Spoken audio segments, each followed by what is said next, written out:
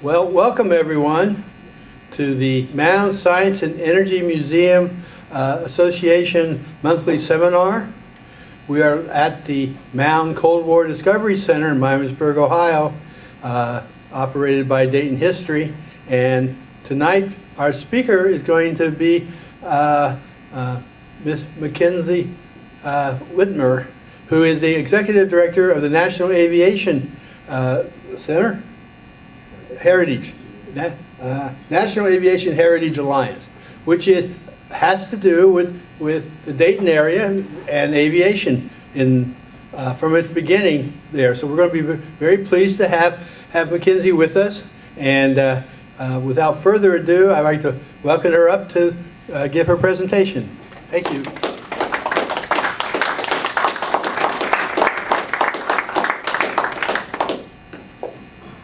Good evening, everyone. Bob just told me that next month you're learning about wind energy, and the month after that, a speaker about the Manhattan Project. I will not be answering any scientific questions tonight. This will be a very different presentation, but thank you to Bob and the entire association for the invitation to come share with you tonight about what a heritage area is and maybe why you should care. I think that was the name of my presentation, why you should care. Again, my name is Mackensie Wittmer. I am the Executive Director of the National Aviation Heritage Alliance. That is the management entity of the National Aviation Heritage Area. My goals tonight are to tell you about what a heritage area is. Other than Bill Coop and Don Gray and Bob and Jackie, had any of you ever heard about the heritage area before you saw the email invitation to tonight? Thank you for the two people who raised their hands. I acknowledge that you are recording this, and so you might not see that there's significantly more than two people in the audience. There's a reason for that, and I thank you for answering that question. We're going to talk about what a heritage area is and why it matters, and some of the things that we're working on as the heritage area this year and in the coming years. So let me start by saying that I work for the National Aviation Heritage Alliance, that is the management entity of the heritage area. And some very genius person 20 years ago acknowledged that the acronyms are the same, NAHA, and so by default, I will use the word NAHA as a shorthand. So if I'm saying NAHA, I'm not laughing at you or me, I'm just talking about the work in the heritage area. So what is a heritage area? There are 62 national heritage areas across the United States and in U.S. territories. If you're curious about the U.S. territory, it is an amazing one down here. It's St. Croix National Heritage Area, recently designated, and I'm very much looking forward to the conference at that location. This fall, it's in Iowa. Maybe you'll be lucky, it'll be January or February. Oh, fingers crossed for January and February. There's a couple things that I know that you can't read this map, but there's a couple things that I'd like you to notice about this map. I want to share with you that heritage areas were created, the first one was created by Congress in the 1980s. This is in the Ronald Reagan administration, where in general, the Department of Interior was retreating from hands-on federal land management. So they were doing less in the National Park Service as a whole in the 1980s. You may remember some of this. It was called the Sagebrush Rebellion. We won't get into all of that. Maybe Bob will invite me back in the future and we can talk about that specific story. But there were other things happening in the 1980s too, including some globalization and loss of manufacturing jobs. And heritage areas were created by Congress as a mechanism to bring federal resources into a region. So you might notice that a lot of heritage areas are on the East Coast. And several of them that I will highlight have an industrial story or are in an industrial area, like Augusta Canal. You know, they were a canal story, hydroelectric. Our friends at Niagara Falls, they're also hydroelectric. And again, it was a mechanism to bring federal resources into a region. Now, that was 40 years ago when the first heritage area was created. Today, heritage areas are still created by Congress, but they also kind of reflect a way that a congressional leader can again bring resources into their district. So the newest heritage areas aren't really as linked to globalization or industrialization or a loss of industry jobs or manufacturing jobs as much as they used to. You may also notice that the entire state of West Virginia has one or more, they have 4 heritage areas that cover the whole state. And that's just a reflection of Senator Byrd being able to bring resources to West Virginia. So, let me share with you some examples. Again, heritage areas are created by Congress to share a nationally significant story. So here are some examples of other heritage areas. I was told, and I joked, that I would not have audience participation, but let me just ask you this. If you had to guess where Motor City's national heritage areas sharing the nationally significant story of the automobile industry, you would all say Detroit. If I said bonus points, where is the Rivers of Steel? Pittsburgh. Now that could be easy if you're a football fan and you like the Steelers. Let's try coal. West Virginia, yeah, I heard West Virginia. Getting a little bit harder because I like you so much. Silos and smokestacks celebrating our nationally significant story of agriculture. There's so many options, right? Iowa. Now, who knew that? Who said Iowa first? Are you from Iowa? No, but I'm based out of there. Okay, so maybe you've even heard of silos and smokestacks. No, but it's, I know the city of Iowa. Yeah. I don't want to leave the mic, but if you were up close, you'd see that most of the state of Iowa is part of that heritage area. Yeah. Our friends at Niagara Falls, you all know where Niagara Falls is. I did want to highlight that these are often tied to industry, and that I already mentioned that was the hydroelectric industry that left that community in the 80s. And then I put my friends here for Blue Ridge, and I forget why I know why I included them. I wanted to share that many heritage areas also focus on recreational assets. So many of them are building trails, taking care of a river, large landscape conservation. So the joke is, if you know one heritage area, you know one heritage area, because we all do things differently. We're all guided by our individual legislation. Oh, yeah. So this current fiscal year, that's over in 2 or 3 days, I think it's next Monday, the National Park Service had a large budget. All of the heritage areas on that map that I showed you are funded through a line item in the National Park budget and received $29.5 million this year.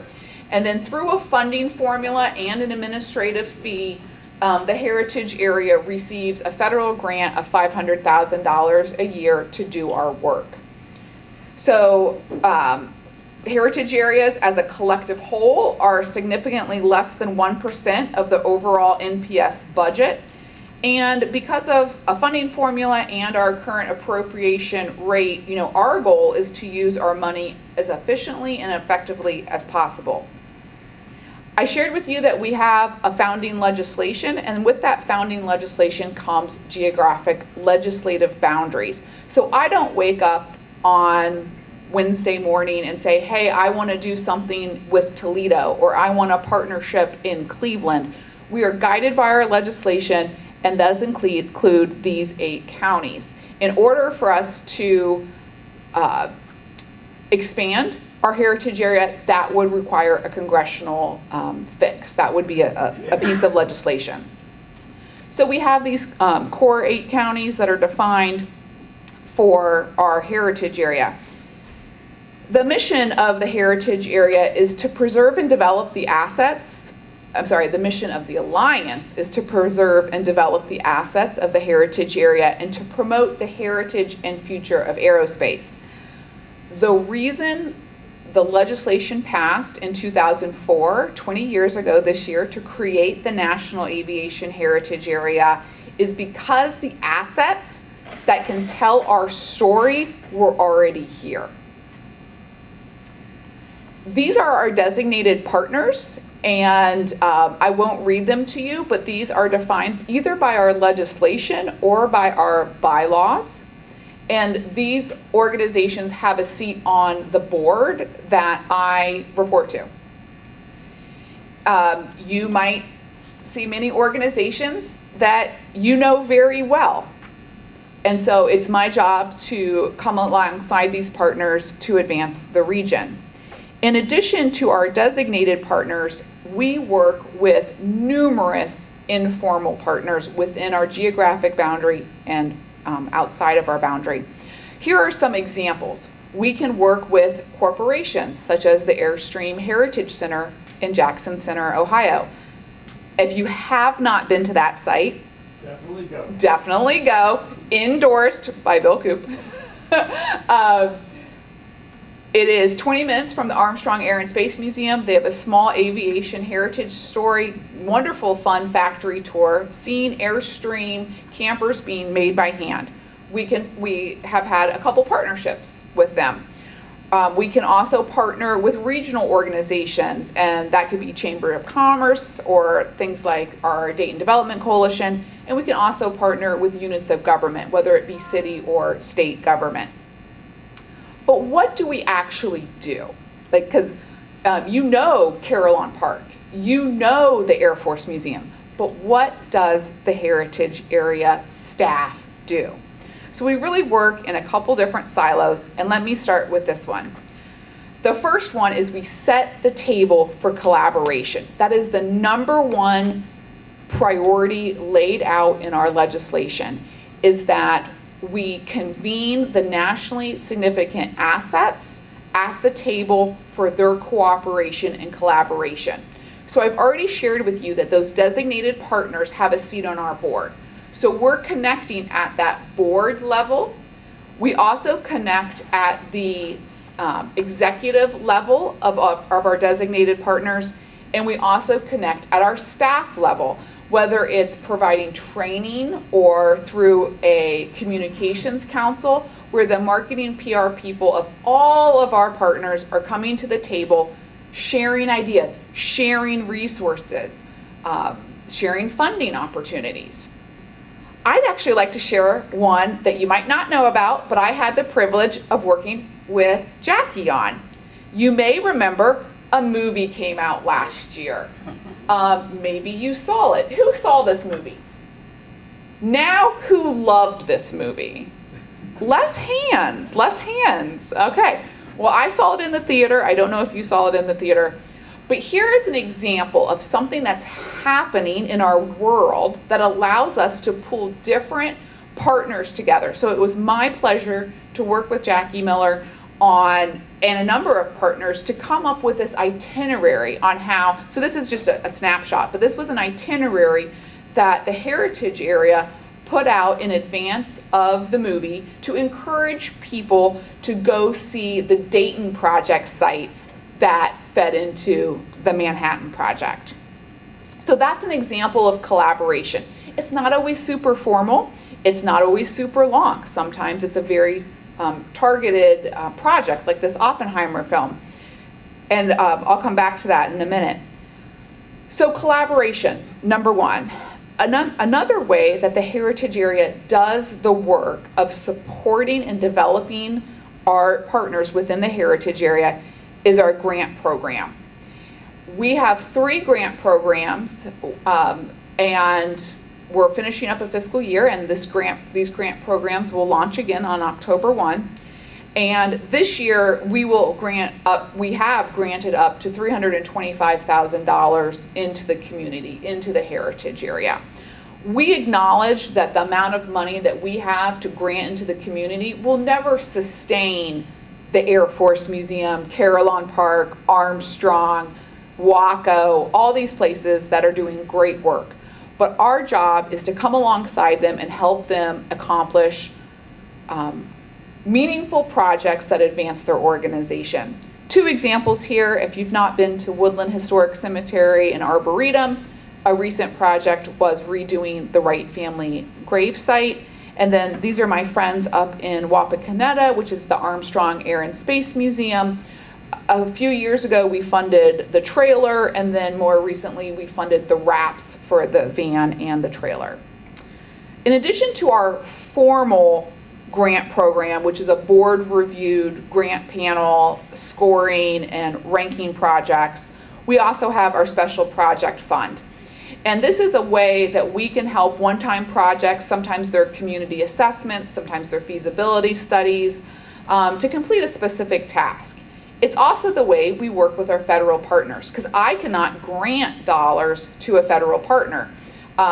Many of you who have a background in government know that those dollars don't play well together, but this is a way that I can support our National Park Service or the Air Force Museum as federal installations. This does remind me, I'll give you these 2 examples. On the left is a mural that is near Warped Wing that we've helped fund in partnership. And right here, closest to me, is an art project that we did a number of years ago, I think it was in 2021, to beautify the Wright Company factory, which you may be familiar with. It's where the Wright brothers went from hobby to industry. It's in West Dayton, and it's currently under acquisition by the National Park Service, but it is an abandoned Delphi site. And so we did an art project, and that's the park superintendent with me. We could not do that through a grant program. We had to do that in a partnership project. And that reminds me that I did bring some stickers from that project. We did these murals of the national park, and please help yourself after this presentation. So we've talked about collaboration, we've talked about funding stuff, and sometimes that's one of my favorite things to do because I feel like we're really making an impact in this community. And then another way that we do our work is heritage area promotion. All of our designated partners will always have their own marketing teams, social media, ad buys, billboards, events, and that's fantastic. What the heritage area does through our own plans are to come in and promote the collective whole outside of this region.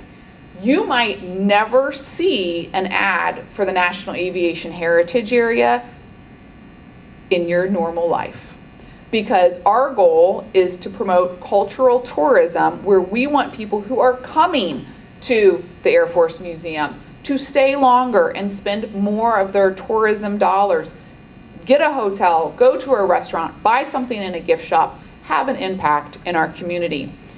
I will share that in 2019, the state of Ohio, they have a division of tourism called Tourism Ohio.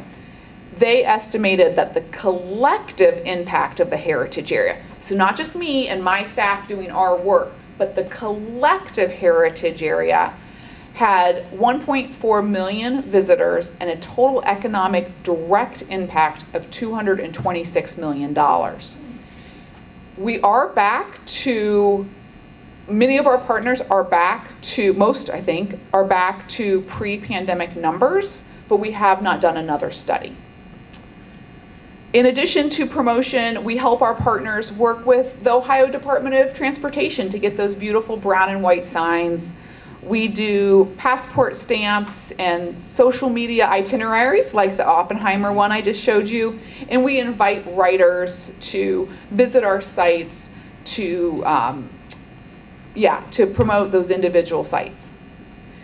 So we've talked about collaboration, grants, promotion. My last bucket of work, when I think about my 4 buckets of work, is I think about advocacy. And so a large part of the role that the Alliance board members, and the staff play is advocating for our partners' projects with our local, state, and federal delegations. We are a federal grant program. We work well with our 5 congressional members who represent the heritage area and both of our Senate offices. And depending on the project, we might work with any different level of government. And this is an example of something, of an advocacy project, excuse me.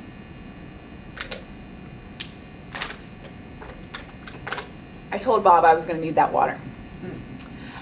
You may be familiar with this sculpture. It was down on that Inventors Row on Monument downtown. It was on Wright State's property. Wright State sold that property. Montgomery County took possession of the sculpture, and it was like, where does it go? And so the Wright Dunbar neighborhood wanted it as a gateway element to the national park.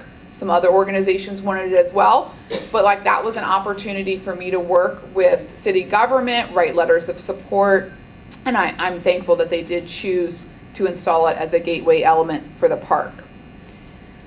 So I do have a couple more slides, and I think in light of our format, I'm going to just move into our new slides and then do some questions.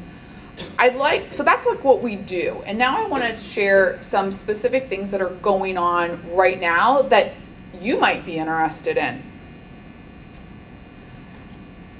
Next question, audience participation. Has anyone heard, now be honest, heard of America 250? Now, my board members and partners are not allowed to raise their hands. You're all cheaters. You're cheaters. Okay, so in 2026, America will celebrate 250 years. It's called a semi-quincentennial since the signing of the Declaration of Independence. So 250 years of America, right?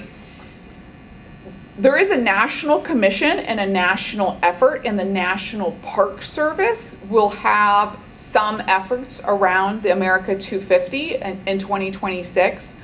But primarily, the America 250 group has asked each state to set up their own commission and projects.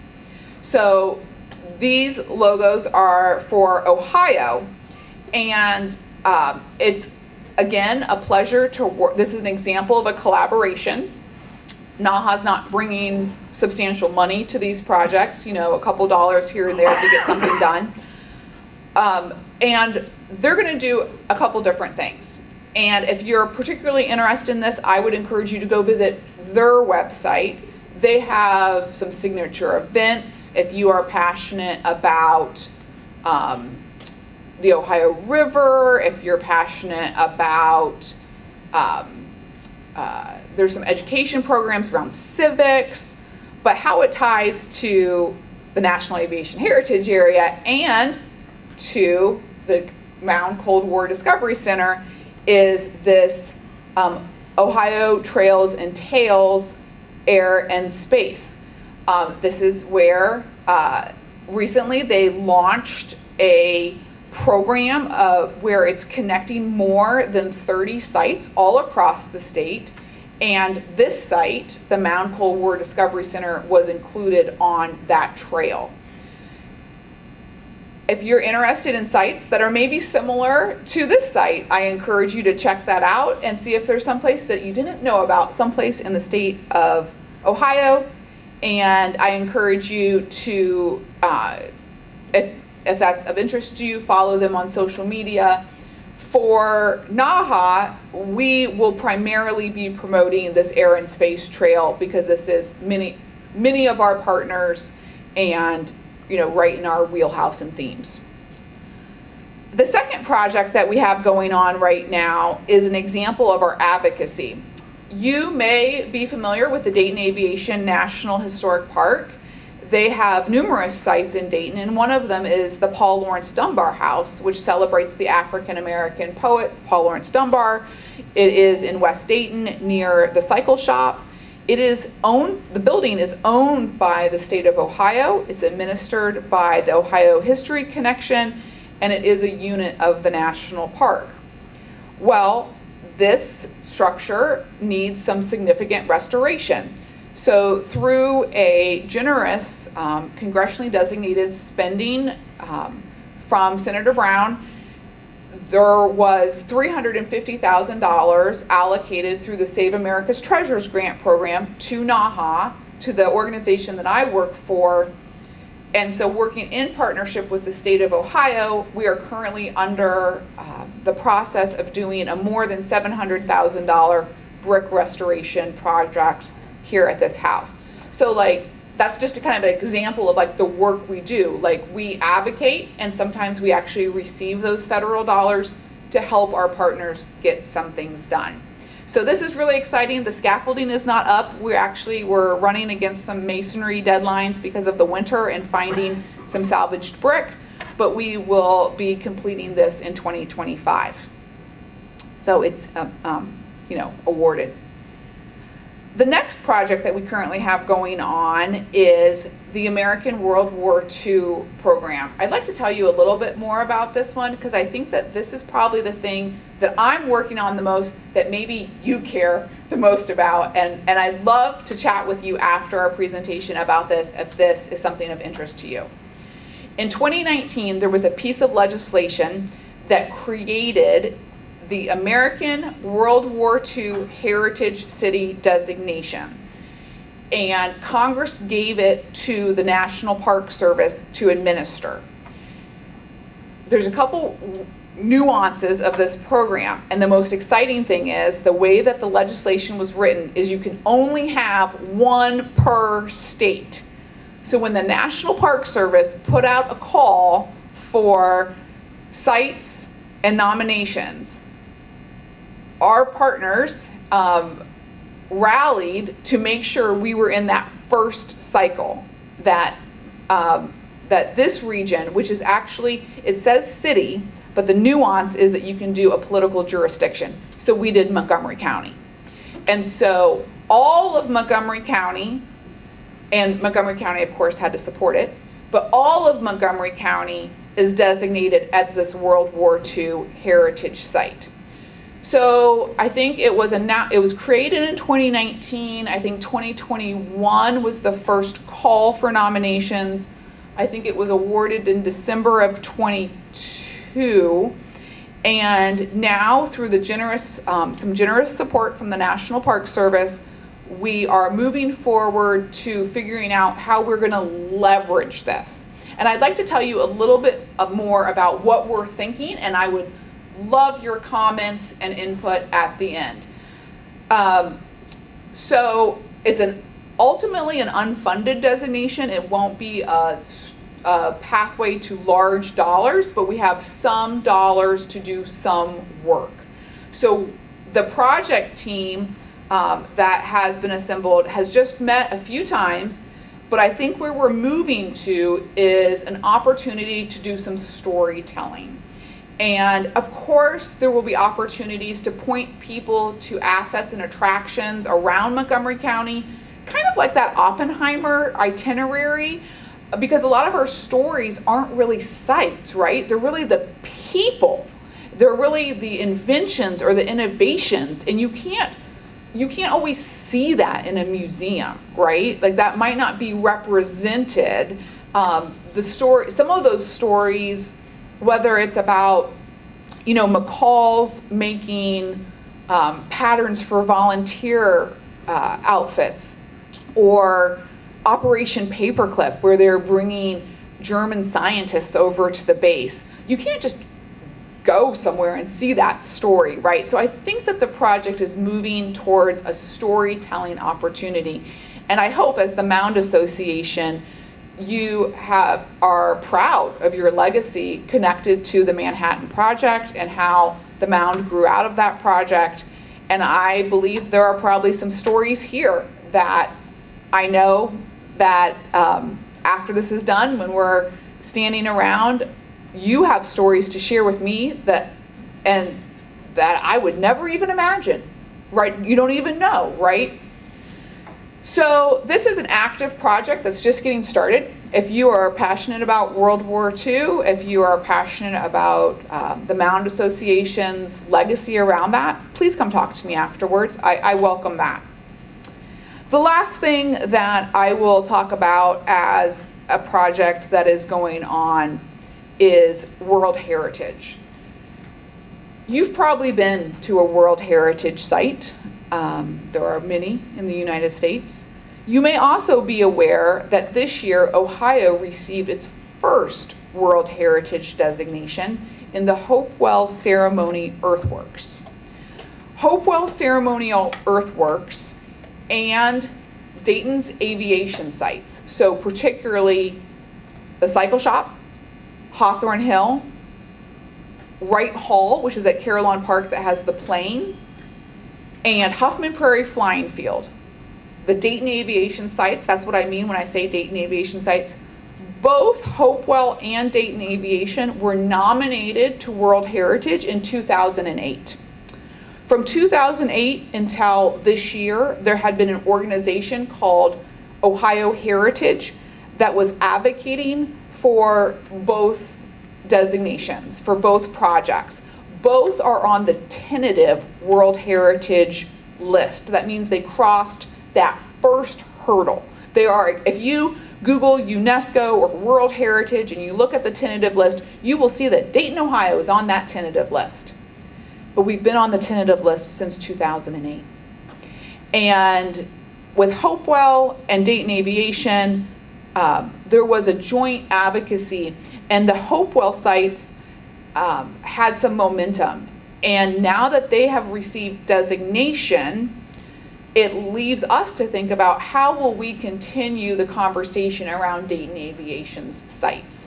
So the organization that I work for, NAHA, will continue to call attention to the fact that we are on the World Heritage tentative list, and we will work with our partners to advocate, seek funding, and work towards final determination and designation on the World Heritage list. I don't know how that process will go. There are some significant obstacles, but if there is one site that is untouched, it is Huffman Prairie Flying Field. If you haven't been out there, I encourage you. I have been out there with visitors who have started to cry because it is a meaningful site that is untouched. So that is an overview of some of the projects that NAHA is working on this year, and some of those being with the Mound Cold War Discovery Center. And at that time, I will entertain any questions. The fire at the Wright Brothers factory, do you have any role in that? Yes, thank you for asking, and I'd like to share an update on the Wright Company factory. Here we go. So I'll show you this picture. I'll tell you a little bit about the Wright Company factory site and then also the current status. So in 1910, the Wright brothers purchased this land out at, I would call it 35 and Abbey, kind of before you get to the VA. So it's kind of bound by West 3rd, 35 and Abbey. Maybe you guys know about this property because it was inland manufacturing for decades. Then through a series of transitions became Delphi, which went into bankruptcy around the Great Recession of 2008. And this property was liquidated through that bankruptcy process. So that's where we're at. Let me tell you that in 2004, so before bankruptcy, when it was still making parts and pieces for the automobile industry, and maybe you have had friends or colleagues who've worked there, because you can still meet a lot of people who worked at that factory out in our community. In 2004, when the heritage area was created, the same legislation called for a feasibility study to put the factory in the boundary of the national park, so 20 years ago. So my organization, because our legislation is so tied to the National Park Service, has been a park partner for 20 years working on this project. So feasibility study in 2004, that study was completed in 2006. In 2009, Congressman Turner championed a piece of legislation to put it into the boundary of the national park, and that passed Congress. It is in the boundary of the national park. Here's a fun fact though, you can be in the boundary of the national park and not be owned by the national park. So, here's a great example, Huffman Prairie Flying Field. It's owned by the base. It's part of the national park, but it is base property. So, at the time that it was put in the boundary, that's about the time that Delphi was filing bankruptcy. It emerged in around 2011 by receiving a multi-million-dollar Clean Ohio Brownfield grant, where they cleaned up the site and did some mitigation and remediation of the larger property, which was 54 acres as a whole. So you can kind of see where some of those buildings were. I'm sorry, this is kind of a focused fire shot, but there were buildings, it was almost like an onion. Like here was the factory, and over 100 years, buildings have been built up around it. And so those industrial buildings have been peeled away and the historical buildings remain. So the site is cleaned up and we start National Park Service acquisition. So in 2018, Congress allotted the National Park Service the money to acquire the property. And in a normal process, that is a 3 to 5 year acquisition. So they got the money in 2018. We all know what happened in 2020 with the pandemic, and there were immense slowdowns at the National Park Service level. And there are some unique obstacles. There are some deed restrictions that are a unique challenge to the National Park Service that they're working through. But there was a stall. And so there was a stall in the pandemic, and then we were kind of back on track.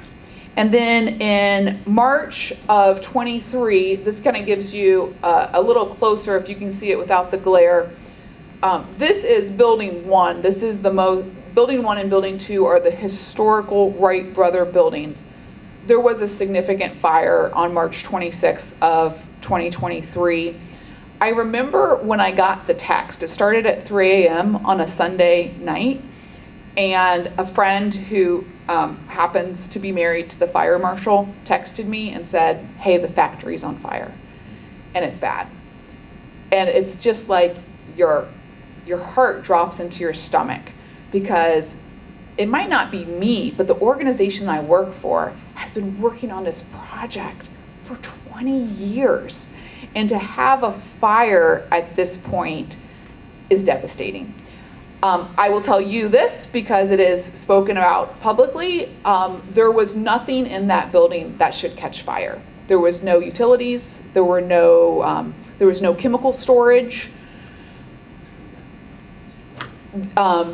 So while we don't know the exact cause, we know where the fire started. We don't know if it was intentional or unintentional.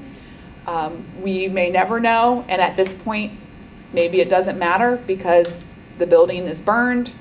I do always, whenever I'm talking about the factory, commend the City of Dayton Fire Department, because they were on site within minutes, and they knew that this property was the Wright Company factory property.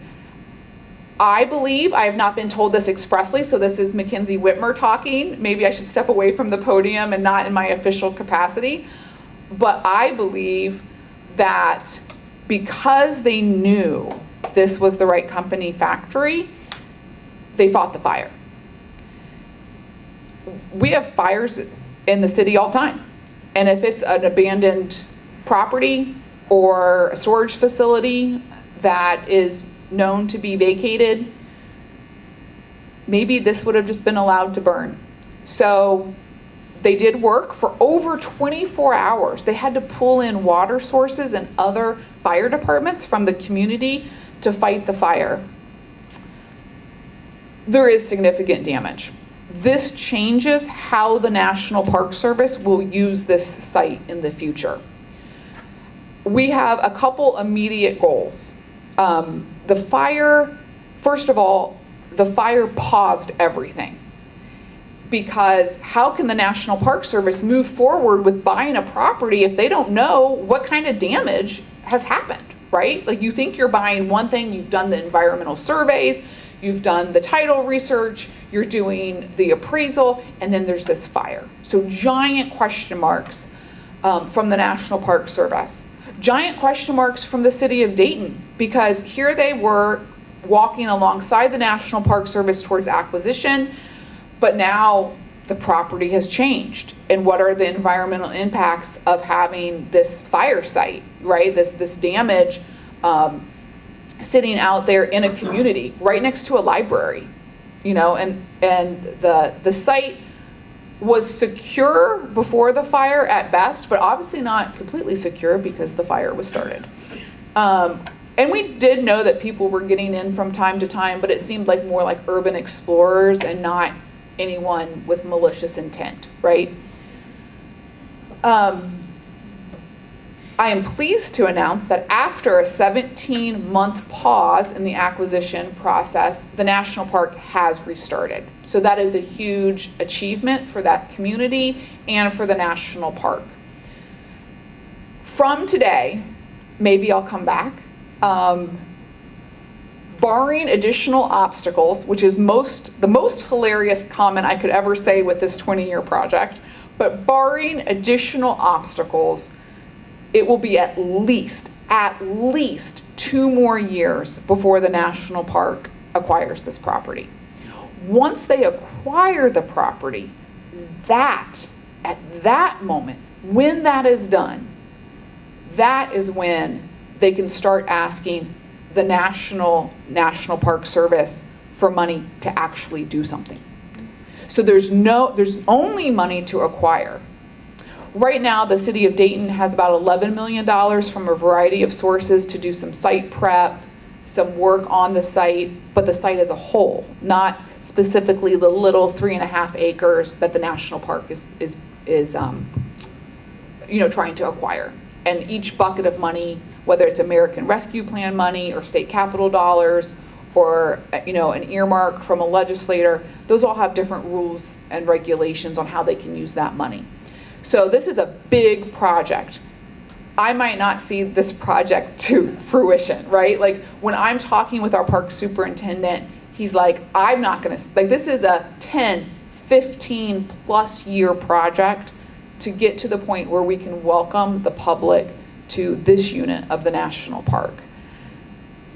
You asked a great question, and I hope I answered it. My job specifically is to keep the ball rolling. I get things unstuck when they get stuck. So I'll give you an example. When you have two government entities, National Park Service and the city of Dayton, sometimes their processes don't align, whether it's contracting or timelines or how money is approved. And so sometimes NAHA can come alongside them and do a contract extension, or, there's one component of this scope that was left out. We'll take care of that. We'll get this ball rolling. It also means talking to our federal legislators, because they're the ones who can, the National Park Service answers to Congress. So that's how you can get that moving, as well as working with your federal legislators. So this is one of my favorite. I don't know if you guys ever do field trips, but maybe if you're open to that, I'd love to show you the site someday. Any other questions about the factory or anything else? Yeah.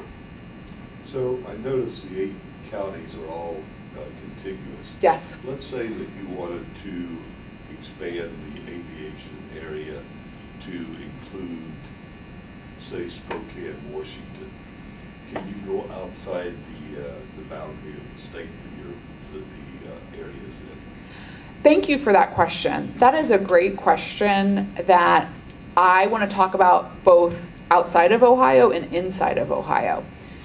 Thank you for noticing that our boundaries are contiguous, and that is a requirement of a National Heritage Area. We are authorized, reauthorized, and funded by Congress. So when the organization was up for reauthorization in 2019, there was a loose conversation about expanding in the state of Ohio. We had some congressional leaders who were interested in their districts being included. You guys probably know some of the sites that are just outside of these boundaries that could be included. You also know about the NASA assets that we have in the state of Ohio. You know about the Goodyear asset in the Akron-Canton area. And so there was a conversation about, could we get some legislation through Congress in our next reauthorization to expand? I think we had that conversation for about 3 months before we realized that if we pushed for that, we would not be successful and we would sunset. So we did back away from that, and we went for a baseline reauthorization. We were also talking about Clinton County, where Wilmington Airpark is. Butler County, there's some assets in Butler County that would be nice to have in the portfolio. Right now, it would take an act of Congress to expand. But one reason I loved your question so much is that you mentioned Spokane.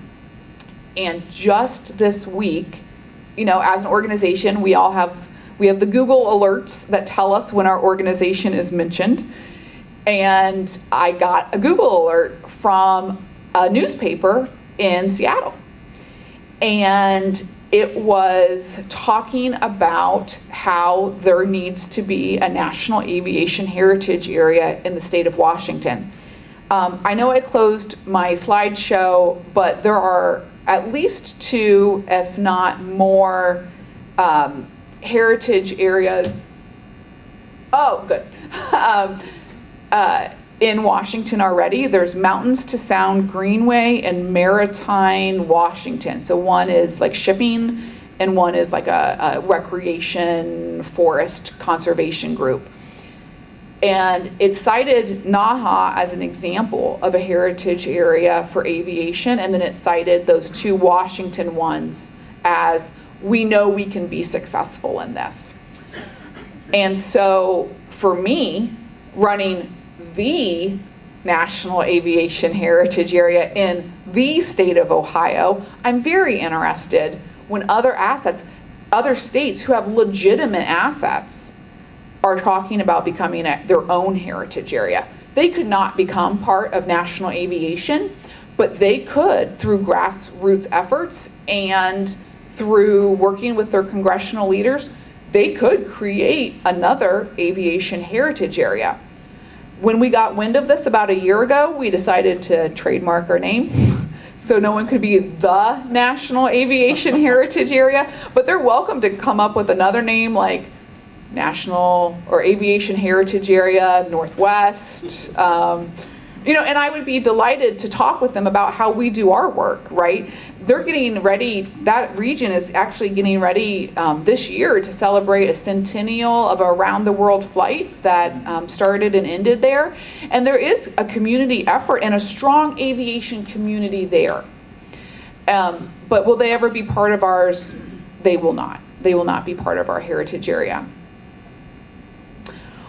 One thing that I failed to mention in my overview, but because we're talking about other parts of the country that have aviation heritage, you could imagine there could be an aviation heritage area in Wichita or Dallas-Fort Worth.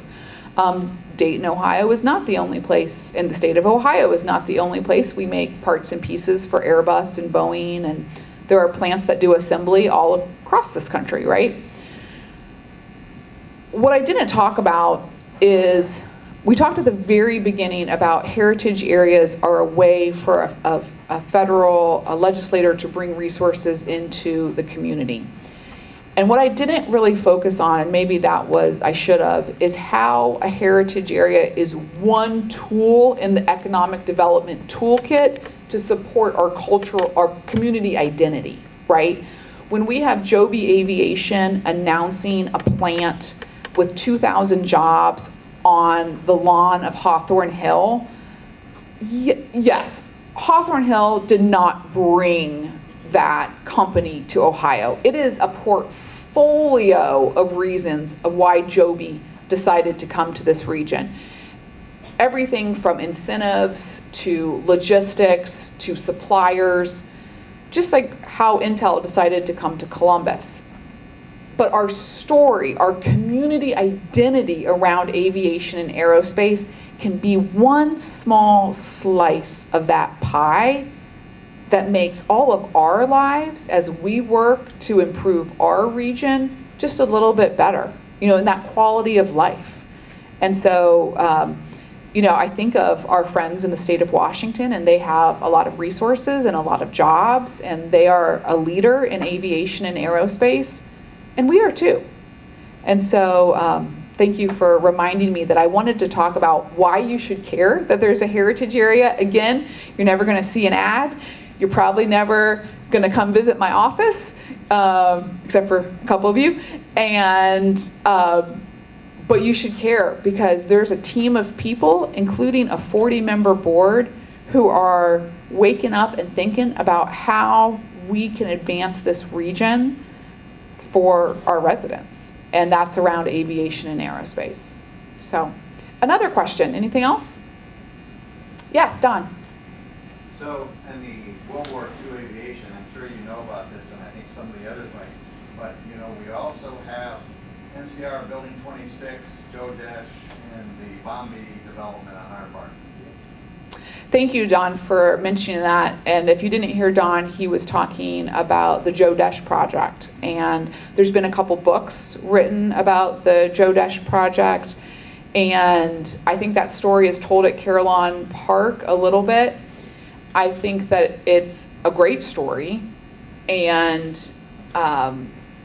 it is one example of when we wrote the nomination in 2021, because you can only have one per state, we absolutely wanted to go in that first cycle, and we actually nominated Montgomery County before the National Park Service came out with how to write a nomination. So we were winging it from the legislation. So we were just like, okay, what stories can we tell to make sure that Montgomery County gets it, right? Now I had called around to a friend in Toledo because they have, the Jeep manufacturing up there. I called my friend at Denison Railroad on the east side of the state, which was, they were moving 5,000 people through a day during World War II.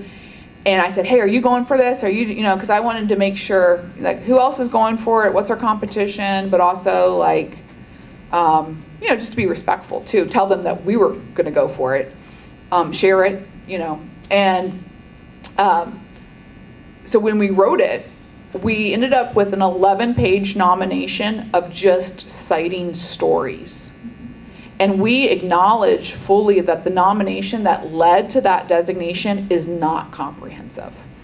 And that's something, and quite honestly, when you think about this community, Montgomery County, and let's be honest, the surrounding communities, but we could only do a political jurisdiction. We couldn't do the heritage area. We have amazing stories at all levels. Everything from, sacrifice from families with servicemen, victory gardens, like the stories that you don't hear every day, to major accomplishments through innovation, acquisition through the base. I remember when I was talking with my friends across Ohio, I said, hey, friend in Toledo, there was a lot of Jeeps bought and built in Toledo during World War II. And my friend was like, that's okay, they were all ordered out of Dayton. And so I was like, okay, I'll take it. I kind of went off there, but just to share that we're approaching that project as check mark, we got the designation, but now the real work starts because we got enough to be first and be selected. And I think there are 30 states now that have put in a nomination. And they're reviewed, they have to meet certain criteria, including, when we went through it, a letter of congressional support. And